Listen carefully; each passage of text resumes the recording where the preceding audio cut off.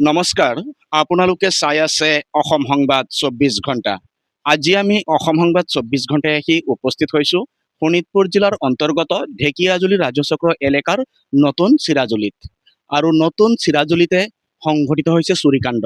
আৰু এইবেলি চুৰিকাণ্ড সংঘটিত হৈছে নতুন চিৰাজুলিত থকা অপি কানৈ মধ্য ইংৰাজী বিদ্যালয়ত। আমি দেখুৱাই আছো সামগ্ৰিক পৰিৱেশ। এই বিদ্যালয়ৰ শ্ৰেণীকোঠাৰ দৰ্জা ভাঙি ইয়াৰ পৰা চোৰে চুৰি কৰি লৈ গৈছে প্ৰায় ১০ লক্ষাধিক টকাৰ সামগ্ৰী। আৰু এনেদৰেই চোৰে চুৰিকাণ্ড সংঘটিত কৰিছে অপি কানৈ মধ্য ইংৰাজী বিদ্যালয়ত।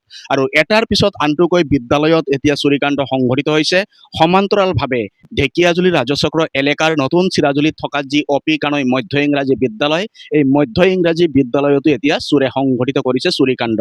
আৰু এই চুৰিকাণ্ডক লৈ এতিয়া বিদ্যালয়খনত এক অশান্তিময় পৰিৱেশৰ সৃষ্টি হৈছে, কিয়নো ছাত্ৰ ছাত্ৰীৰ যিসমূহ লাগতিয়াল বয় বস্তু এইখিনি লৈ গৈছে চোৰে।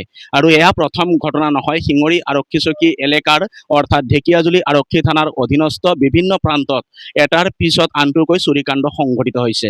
আৰু পুনৰ এই চুৰিকাণ্ড সংঘটিত হৈছে অপি কানৈ মধ্য ইংৰাজী বিদ্যালয়ত। আৰু ইয়াতে আছে বিদ্যালয়খনৰ শিক্ষক শিক্ষয়িত্ৰীকে আদি কৰি পৰিচালনা সমিতিৰ বিষয়ববী। আমি সকলোৰে পৰা কিছু কথা জনাৰ চেষ্টা কৰিম। দেখা গৈছে শিঙৰি আৰক্ষী চকী এলেকাৰ বিভিন্ন স্থানত এটাৰ পিছত আনটোকৈ চুৰিকাণ্ডৰ ঘটনা সংঘটিত হৈছে। সমান্তৰালকৈ এতিয়া আপোনালোকৰ যি বিদ্যালয় অপি কানৈ মধ্য ইংৰাজী বিদ্যালয়, এই বিদ্যালয়তো সংঘটিত হৈছে চুৰিকাণ্ড। কি ক'ব এই ক্ষেত্ৰত? নাই, চুৰিকাণ্ড আজি বুলিয়েই নহয়, আজিৰ পৰা প্ৰায় ৬ বছৰ আগতো আমাৰ ৫টামান কম্পিউটাৰ লৈ গৈছিলে। তাৰপিছতো আমি আৰক্ষী চকীক শিঙৰি আৰক্ষী চকীত অৱগত কৰিছিলোঁ আৰু তেখেতসকলে আহি চাই গৈছিলে। তাৰপাছতো দেখিলোঁ যে আমাৰ ডিজিটেল বোৰ্ড আজিৰ পৰা ৬-৭ বছৰ আগতে ডিজিটেল বোৰ্ড ইয়াত দিয়া হৈছিলে। ডিজিটেল বোৰ্ডৰ লগতে আমি ডিজিটেল বোৰ্ড সুৰক্ষাৰ কাৰণে আমি চাৰিওফালে গ্ৰিল লগোৱা ব্যৱস্থা কৰিছিলোঁ। গ্ৰিল লগায়ো আৰু লগতে আমাৰ হোণ্ডা মেচিন এটাও ভিতৰত আছিলে, প্ৰায় অনুমানিক ১ লাখ টকাৰ পৰিমাণ ১ লাখ টকা মানৰ হ'ব।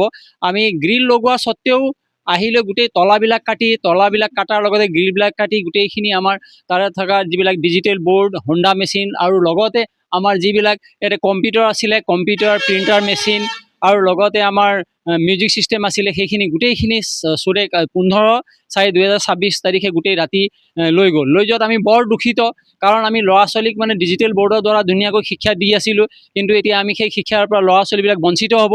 আৰু আমি এতিয়া সুৰক্ষানো আমি কেনেকৈ দিম? আমি ধৰক সুৰক্ষা হিচাপে আমি ইমান ডাঙৰ ডাঙৰ তলা লগাইছিলোঁ, লগতে আমি গোটেইখিনি গ্ৰিলৰ ব্যৱস্থা কৰিছোঁ। তেতিয়াও তাত স্বত্তেও কি হৈছে, গোটেইখিনি ভাঙি লৈ তেওঁলোকে কি মেচিন আনিছে নাজানো, গোটেই তলাবিলাক কাটি লৈ লৈ গৈছে। আমাৰ গোটেইখিনি সা সম্পত্তিখিনি প্ৰায় ১০ লাখ টকাৰ সা সম্পত্তি লৈ গ'ল। তাৰ কাৰণে আমি বৰ দুখিত। সেইকাৰণে আমি চৰকাৰ তথা আমাৰ ওচৰৰে শিঙৰি আৰক্ষী চকী আমি জনাওঁ যে তেওঁলোকে কিবা ব্যৱস্থা কৰক, যাতে আমাৰ বস্তুখিনি সুৰক্ষা দিয়ে। আৰু লগতে কি কয়, চৰকাৰে বস্তুখিনি দি আছে হয়, কিন্তু কি হৈছে, লগে লগে চোৰৰ টাৰ্গেটবিলাক স্কুলবিলাক টাৰ্গেট হৈ আছে। আমি কেইমাহমান ২মাহমান আগতে গম পাইছিলোঁ, ইপিনে বালিজান, ঢলগুৰি, ইপিনে পঞ্চায়ততো তেনেকুৱা চুৰ হৈছিলে। তেতিয়া আমি চবেই ভাবিছিলোঁ যে আমাৰ এনেকুৱা স্কুল এখন আছে, আমি শিঙৰি আৰক্ষী চকীতো তেনেকুৱা কোৱা হৈছিলে, চাব এইবিলাক আমাৰো এনেকুৱা বয় বস্তু আছে, আপোনালোকে অলপ কৰিব, অলপ চোৱা চিতা কৰিব। তেখেতসকলেও কালি আমি গৈ তাত গম পালোঁ, তেখেতসকলে ৰাতি পেট্ৰলিং ডিউটি দি আছিলে, কিন্তু কোনটো সময়ত কি নিলে আমিও গম নাপাওঁ। ওচৰৰে আমাৰ ৰাইজ আছে, তেওঁলোকেও একো গম পোৱা নাই বুলি কৈছে। আৰু আমাৰ এই ডিজিটেল বোৰ্ডটো খোলোতে প্ৰায় ১.৫ ঘণ্টামান সময় লৈছে। সেই ১.৫ ঘণ্টা সময় লওঁতে কেনেকৈ কি হ'ল, ইমান শব্দ হৈছে, কিন্তু কোনেও শুনা পোৱাও নগ'ল। আৰু আমাৰ তেনেকৈ CCTV কেমেৰাৰ কোনো ব্যৱস্থা নাছিলে। কিন্তু আমি সেইটো ভবা নাছিলোঁ তেনেকুৱা হ'ব বুলি। কিন্তু আমি সেই বস্তুটো নিয়াৰ কাৰণে, আমাৰ ১০ লাখ টকাৰ সম্পত্তি নিয়াৰ কাৰণে আমি বৰ দুখিত। ল'ৰা ছোৱালী তাৰ পৰা এতিয়া শিক্ষাৰ পৰা বঞ্চিত হৈছে। সেয়ে আমি চৰকাৰক তথা আমি ওচৰৰে আৰক্ষী চকীক আমি জনাওঁ যে অলপ তেওঁলোকে কিবা ব্যৱস্থা কৰি দিয়ে, আৰু আমাৰ যদি কোনোবাই ইনকুৱাৰী কৰি বস্তুখিনি পায়, তেন্তে আমাক ঘূৰাই দিবলৈ আমি অনুৰোধ জনালোঁ। আৰু লগতে তেনেকুৱা যদি ব্যৱস্থা আছে, আমাৰ সেই সামগ্ৰীখিনি আমি যদি আকৌ পাওঁ, সেই আমি আমাৰ আৰক্ষী চকী তথা আমি চৰকাৰক আবেদন জনাইছোঁ আৰু অনুৰোধ জনাইছোঁ। ধন্যবাদ। কি ক'ব আজিৰ দিনটোত? আজিৰ দিনটোত এতিয়া চোৰে যি ধৰণে চুৰিকাণ্ড সংঘটিত কৰি আছে, এতিয়া যোৱাকালি আৰক্ষী প্ৰশাসনে কৈছে আমি ১:৩০ বজাত এইপিনে পেট্ৰলিং মাৰি গৈছোঁ। তৎসত্বেও এই গোটেইখিনি প্ৰায় ১০-১২খন তলা ভাঙি চোৰে নাই কমেও ২-৩ ঘণ্টা সময় ধৰি চুৰিকাণ্ড কৰি গ'ল। সেইকাৰণে এইটো অলপ চিন্তনীয় বিষয়। সেইকাৰণে এই ক্ষেত্ৰত প্ৰশাসনে বিশেষ ব্যৱস্থা ল'বৰ কাৰণে মই আহ্বান জনাইছোঁ। কি ক'ব, আজি এক জঘন্য ঘটনা সংঘটিত কৰিছে চোৰৰ দলে? নাই অত্যন্ত মৰ্মাহত হৈছোঁ মই, বিশেষকৈ আমাৰ স্কুলখন মানে প্ৰায় কিছুমান ডকুমেণ্ট আমি ডিজিটেলি কৰি লাহে লাহে লৈ গৈ আছিলোঁ। মই এইখন বিদ্যালয়ত প্ৰায় 10 বছৰ হ'ল চাকৰি কৰা। ৰিজাল্টৰ পৰা আদি কৰি এডমিশ্যনৰ পৰা আদি কৰি গোটেই কথাখিনি, গোটেই তথ্য পাতিবিলাক, অফিচিয়েল ডকুমেণ্টবিলাক আমাৰ চব কম্পিউটাৰতে ছেভ আছিলে। আকৌ ডিজিটেল বৰ্ডত পঢ়াবৰ কাৰণে মই বিভিন্ন প্ৰেজেণ্টেশ্যন বনাইছিলোঁ, এতিয়া সেইখিনিও তাৰ লগতে গুচি গ'ল। গতিকে মই একদম মানসিকভাৱে ভাগি পৰাৰ নিচিনা হৈছে। যদি বিদ্যালয় এখন এনেকুৱা এখন ঠাই য'ত নেকি আমাৰ দেশৰ ভৱিষ্যত নিৰ্মাণ হয়, আমাৰ সমাজৰ আমি উত্তৰাধিকাৰী ইয়াতে আমি নিৰ্মাণ কৰোঁ, গতিকে তেনেকুৱা এখন ঠাইত যেতিয়া চোৰে মানে তেওঁলোকৰ হাত দিয়ে, ইয়াতে গোটেই সম্পদ যেতিয়া লুটপাট কৰি লৈ যায়, তেতিয়া আপোনালোকে তেওঁলোকৰ মানসিকতাটো কেনেকুৱা বুলি আপুনি ক'ব পাৰে। আৰু এই সন্দৰ্ভত আমি আৰক্ষী প্ৰশাসনকো আমি আহ্বান জনাইছোঁ যাতে তেওঁলোকে এই ক্ষেত্ৰত উচিত তদন্ত আৰম্ভ কৰে, দোষীক শাস্তি দিয়ে। আৰু এটাই আশা কৰিছোঁ, আমি যাতে হেৰুৱা সম্পদবিলাক যাতে আমি পুনৰ পাওঁ, যিকোনো প্ৰকাৰে যাতে এই বস্তুবিলাক আমি যাতে পুনৰ আমি পাওঁ, যাতে ল'ৰা ছোৱালীৰ শিক্ষা যাতে ব্যাহত নহয়, তেওঁলোকক যাতে আমি ভালদৰে শিক্ষাদান কৰিব পাৰোঁ। মোক সেইটোৱে মানে আহ্বান সকলোলৈ আৰু ধন্যবাদ। হয়, ইতিমধ্যে শুনিলে বিদ্যালয়খনৰ শিক্ষকসকল আজি ভাঙি পৰিছে, কিয়নো তেখেতলোকে ছাত্ৰ ছাত্ৰীৰ কাৰণে যি ধৰণে ব্যৱস্থা গঢ়ি তুলিছিল আৰু গোটেই ব্যৱস্থাত মুহূৰ্ততে তছনছ কৰি পেলালে চোৰৰ দলে। আৰু চোৰে এই বিদ্যালয়খনত প্ৰৱেশ কৰি কেইবাখনো তলা ভাঙি প্ৰৱেশ কৰিছিল ভিতৰত আৰু প্ৰৱেশ কৰি চলাই গৈছিল এই চুৰি অভিযান অৰ্থাৎ চাফাই অভিযান। আৰু চোৰে এই চুৰিকাণ্ড বিনা দ্বিধাই কৰি গুচি গ'ল, কিন্তু এতিয়ালৈকে চোৰ চিনাক্ত নহ'ল, কৰায়ত্ব নহ'ল। তাকে লৈ প্ৰধান শিক্ষককে আদি কৰি অন্যান্য সহকাৰী শিক্ষকসকলো আজি ক্ষোভিত হৈছে। তেখেতলোকৰ এটাই আহ্বান আৰক্ষী প্ৰশাসনলৈ, অতি কম সময়ৰ ভিতৰত চোৰক চিনাক্ত কৰক আৰু চিনাক্ত কৰি চোৰৰ ওপৰত কঠোৰ ব্যৱস্থা গ্ৰহণ কৰক। আৰু এই বিদ্যালয়ত আমি ভিতৰৰ পৰিৱেশ দেখুৱাম। আমি এই বিদ্যালয়ৰ ভিতৰতে এনেদৰে চাফাই অভিযান চলালে চোৰে, আৰু ইয়াত এগৰাকী শিক্ষয়িত্ৰীও আছে, আমি তেখেতৰ পৰাও কিছু কথা জনাৰ চেষ্টা কৰিম।